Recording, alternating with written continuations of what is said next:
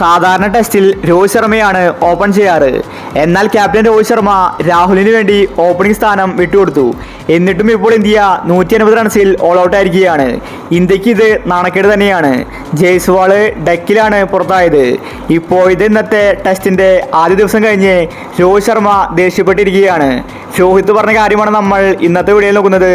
ഇതുപോലത്തെ ക്രിക്കറ്റ് ന്യൂസിന് വേണ്ടി ഈ ചാനൽ മറക്കാതെ സബ്സ്ക്രൈബ് ചെയ്യൂ.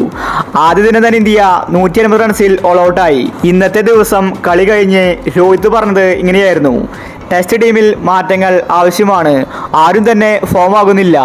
ഈ ടീമിനെ വെച്ച് ഈ പരമ്പര നേടാൻ സാധിക്കില്ല. കുറച്ചും കൂടി നല്ല രീതിയിൽ കളിക്കേണ്ടതുണ്ട്. ജയ്സ്വാളും രാഹുലും ഓപ്പൺ ചെയ്തപ്പോൾ ഇന്ത്യ മികച്ച റൺസ് സ്കോർ ചെയ്യുമെന്ന് ഞാൻ കരുതി.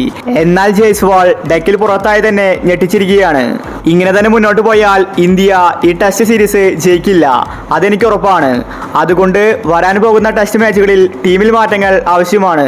ഞാനിത് BCCIയുമായിട്ട് സംസാരിച്ചിട്ടുണ്ട്. സഞ്ജു, ശ്രേയസ് അടങ്ങുന്ന പുതിയ താരങ്ങളെ ടെസ്റ്റ് ടീമിലേക്ക് കൊണ്ടുവരണം. ഇന്ത്യ ഇന്ന് ബൗളിംഗിലും മോശമായിരുന്നു. ഞങ്ങൾക്ക് ഓസ്ട്രേലിയൻ ടീമിനെ എറിഞ്ഞു വീഴ്ത്താൻ സാധിക്കുന്നില്ല. എങ്കിലും ഞങ്ങൾ കഴിവിന്റെ പരമാവധി ഇനി പുറത്തെടുക്കുമെന്ന് രോഹിത് ശർമ്മ വ്യക്തമാക്കി. ഈ ടെസ്റ്റ് ഇന്ത്യയുടെ കൈവിട്ടു പോകുന്ന ലക്ഷണമാണ്. കാരണം ഇന്ത്യ ആദ്യ ദിനം തന്നെ ഓൾ ഔട്ട് ആയിരിക്കുകയാണ്, അതും 150 റൺസിൽ. ഇങ്ങനെ പോയാൽ ഓസ്ട്രേലിയ ആദ്യ ഇന്നിംഗ്സിൽ മികച്ച സ്കോർ നേടും. അങ്ങനെയാകുമ്പോൾ അവർക്ക് ലീഡ് കിട്ടും. രോഹിത്തും പറയുന്നത് ഇന്ത്യയുടെ ടെസ്റ്റ് ടീമിൽ മാറ്റങ്ങൾ വരണമെന്നാണ്.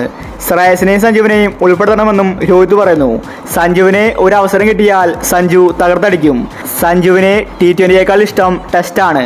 സഞ്ജു അത് നേരത്തെ പറഞ്ഞതാണ്. കോച്ച് ഗംഭീർ സഞ്ജുവിനോട് റെഡി ആയിരിക്കാൻ ആവശ്യപ്പെട്ടിട്ടുണ്ട്.